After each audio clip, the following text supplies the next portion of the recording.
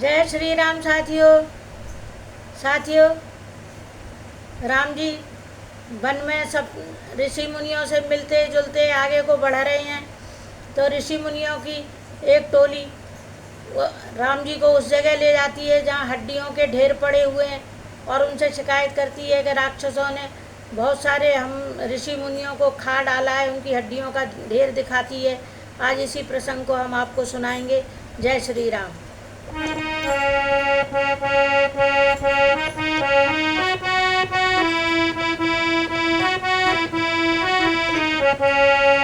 लिख दो रोम रोम में राम दशरथ नंदन सीताराम। लिख दो रोम रोम में राम दशरथ नंदन सीताराम। सीताराम सीताराम सीताराम।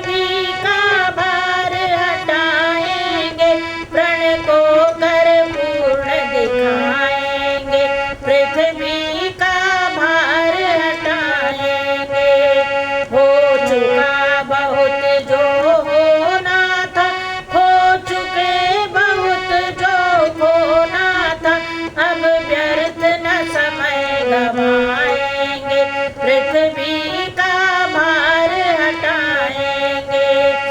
अपने सुख का कुछ ध्यान नहीं चाहिए, राज धन मान नहीं, पत्तों पर रात बिताएंगे, पृथ्वी का भार हटाएंगे। जंगल की बूटियां